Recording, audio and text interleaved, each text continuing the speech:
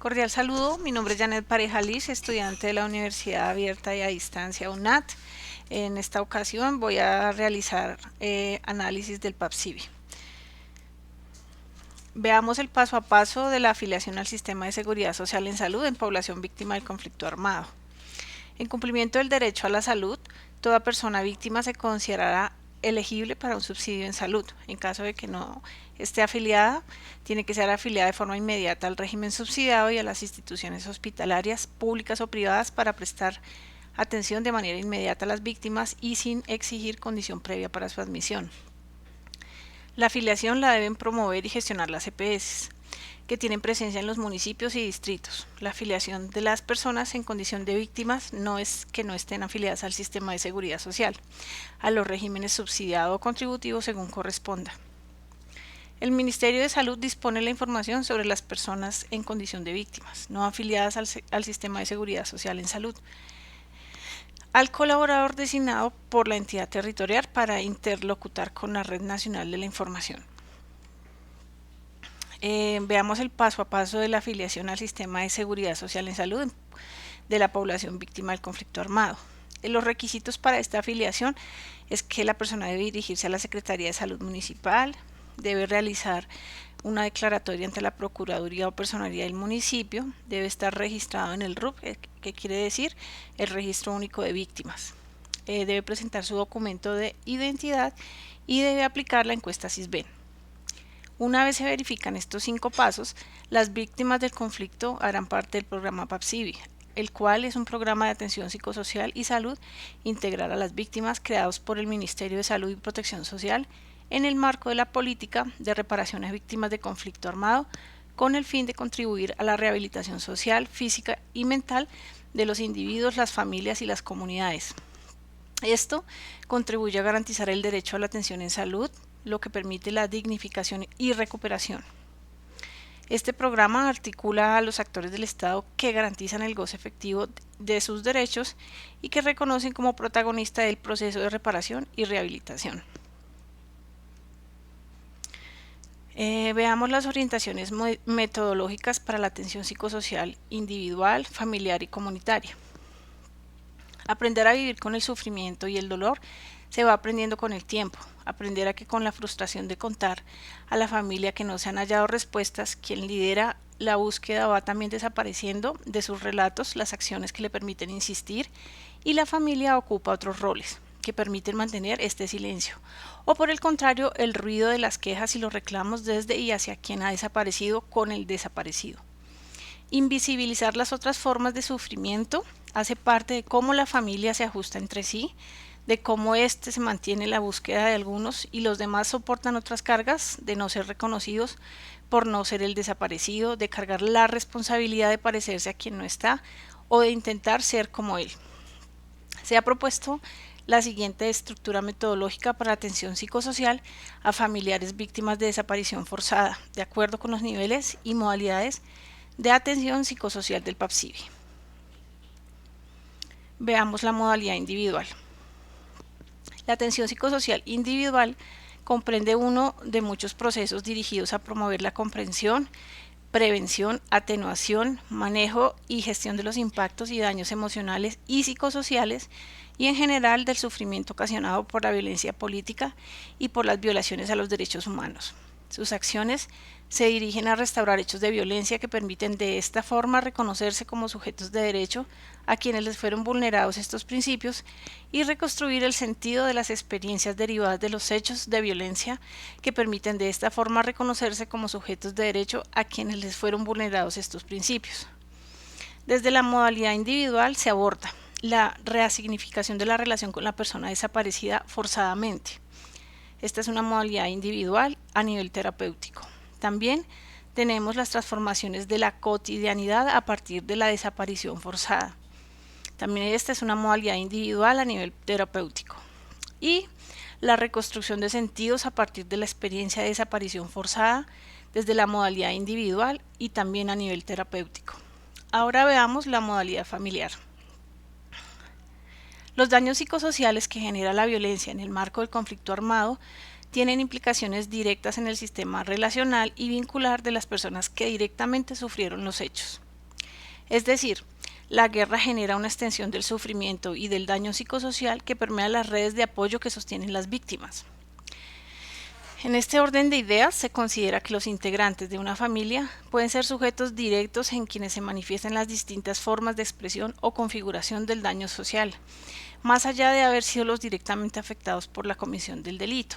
Desde la modalidad familiar se abordan la resignificación de la relación con la persona desaparecida forzadamente, las transformaciones de la cotidianidad a partir de la desaparición forzada y la reconstrucción de los sentidos a partir de la experiencia de la desaparición forzada.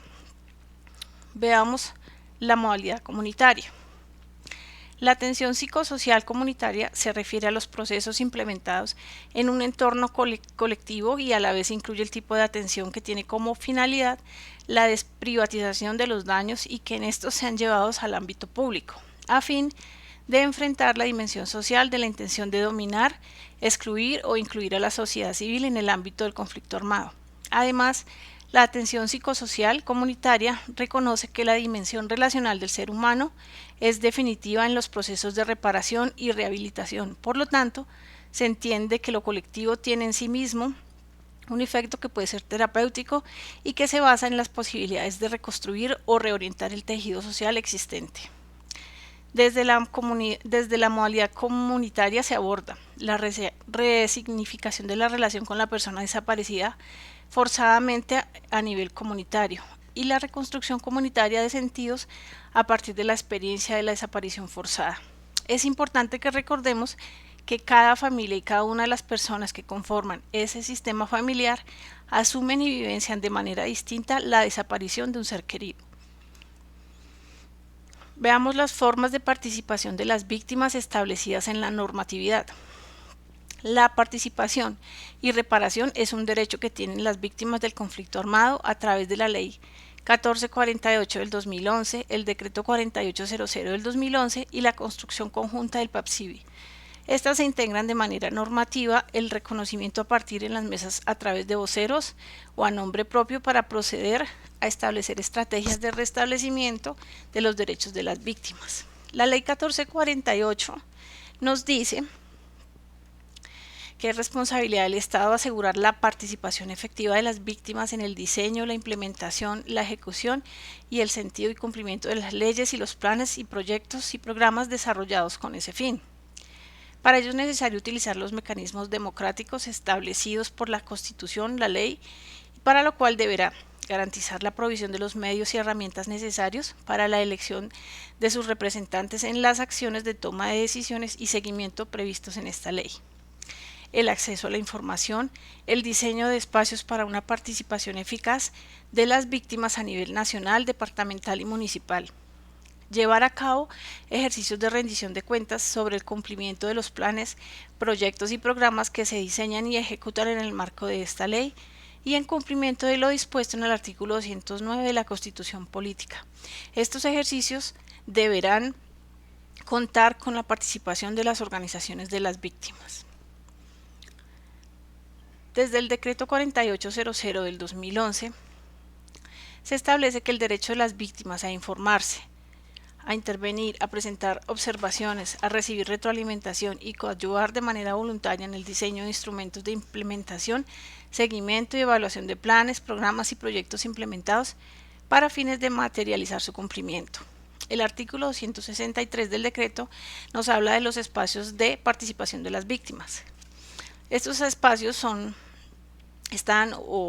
legalmente constituidos en los cuales se adoptan decisiones de política pública y en donde las víctimas intervienen por su propia iniciativa, mediante sus voceros o representantes. Estos espacios de participación de las víctimas son los siguientes: las mesas municipales o distritales de participación de víctimas en primer grado, las mesas departamentales de participación de víctimas en segundo grado, la Mesa Nacional de Participación de Víctimas en tercer grado, el Consejo Directivo de la Unidad Administrativa Especial de Gestión de Restitución de Tierras Despojadas, los Comités Territoriales de Justicia Transicional, la Comisión de Seguimiento y Monitoreo, el Comité Ejecutivo para la Atención y Reparación a las Víctimas, el Consejo Directivo del Centro de Memoria Histórica, los subcomités técnicos. Desde la construcción conjunta del PACIBI se puede establecer que es un deber del Estado garantizar la participación de las víctimas en el diseño, la implementación, la ejecución y seguimiento al cumplimiento de la ley y los planes, proyectos y programas que se creen con ocasión de las mismas. La palabra participación alude a reconocer a las otras personas como interlocutoras válidas, con capacidad de discernir y aportar en los procesos en los que se pretende que participen. En el caso de la construcción conjunta del PACIBI, las víctimas son las mayores interlocutoras válidas, puesto que son quienes han padecido los efectos del conflicto armado.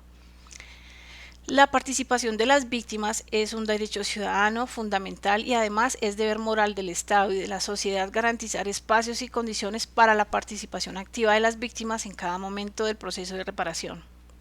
Las víctimas deben hacer parte activa de estos procesos de decisión que desde el Estado se pretendan desarrollar, tales como políticas, estrategias, planes o programas para su atención con mayor énfasis si se trata de procesos de reparación. El proceso de construcción conjunta del PACIBI se realizará de acuerdo a lo consagrado como democracia participativa en la Constitución Nacional, lo cual implica procesos de debate político y social. Para ello se establecerán reglas previas y públicas sobre los mecanismos de información y participación de las víctimas, sus organizaciones y a las organizaciones sociales y de derechos humanos. ¿Qué podemos concluir de todo este proceso? Las personas que han sufrido un daño como consecuencia de la violación de derechos humanos deben poder acceder a las medidas, ayudas, información y garantías a través de los programas que deberá implementar el Estado para que de alguna forma se les restituyan sus derechos fundamentales. La forma de garantizar que las víctimas del conflicto armado sean de alguna forma reparadas es a través de la participación en las mesas, en donde a través de sus propios voceros pueden expresar y reconocer los abusos cometidos en el desarrollo del conflicto armado, en donde también puedan mitigar el dolor sufrido a través de ser escuchados y en donde también se les permita acceder al ejercicio de sus derechos políticos, económicos, culturales y sociales. En la construcción conjunta del PACIBI, las víctimas son los mayores voceros, puesto que son quienes han padecido todo este conflicto al que vive sometido nuestro país, y sobre quienes se deben enfocar los esfuerzos para poder mitigar y reparar los daños que han sufrido. Los dejo con las referencias bibliográficas. Muchísimas gracias.